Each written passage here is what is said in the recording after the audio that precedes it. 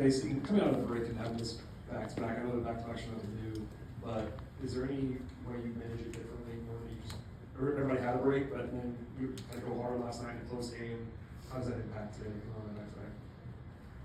You know, everybody's schedule is different all year. I don't know how you treat it any differently than having back-to-back. I think for us, as much as anything, we just continue to incorporate new guys. So, chance to play another game gives us a chance to do that, you know, in a game setting. If we had time to practice, we'd be trying to work on things that we thought we needed to work on. So, it is different with two different situations, but I don't know what is necessarily preferable to the other. More than anything, we can't control it. So that's the biggest thing. If you can't control something, it doesn't really do you spend too much time thinking about it.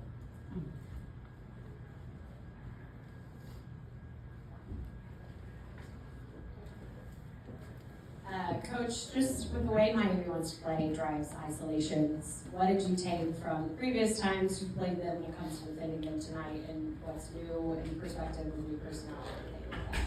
You know, I think the first thing is the pace, you know, and their ability to advance the ball with multiple handlers, to do it with the pass.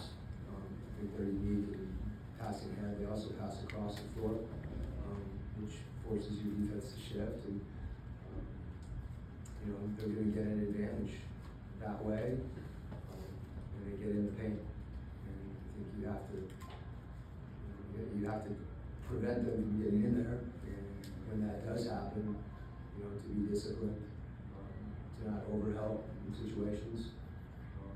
But yeah, I mean, it fits who they are as a team. You've got guys that are strong drivers, you know, good passers and good shooters, and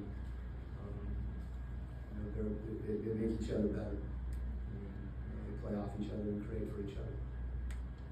You mentioned that, you know, so much of this is happening while you guys taking everything one day at a time. How much do you look at to when you want this team to hit their stride, you know, coming out of the break and when you want to play your best guys? Yeah, it's hard to, you know, to set a hard fast, you know, deadline. Usually, you know, even in the course of the game, there'll be times when you're more fluid than others. You know, we hope that Jonathan Kaminga or JK is going to be with us again soon, so there's, you know, that process is kind of ongoing. But, you know, clearly, you know, we're not early in the season. You know, we're not quite at the end yet. But there's enough games for us to, you know, to work at it, and I think the things that we can control while that, you know, when we're talking about that, usually we're talking about offense. What we did last night, I thought we defended pretty well, and if we can defend collectively, you know, that takes pressure off some of those offensive situations that generally take more time and they're more nuanced. You know, guys getting to know how to play with one another. And the big part of it is figuring out combinations and rotations. You know, I think, starting lineups and rotations. You know, I'm not saying we're going to start different lineups, but I do think that, you know, it's unusual. It's half our team, you know, from before the break. So there's some guys that, you know, we're rounded with, so that's a little dramatic. You know, guys are growing as players, and you know, I think the key thing for us is to, you know, let's see how good we can be, and to not set a ceiling on that.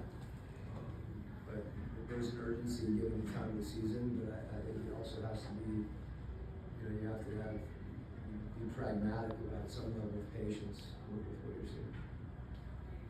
Hey, Coach, after last night's win, you said that this is a selfless group, and you got to figure out how to play on self.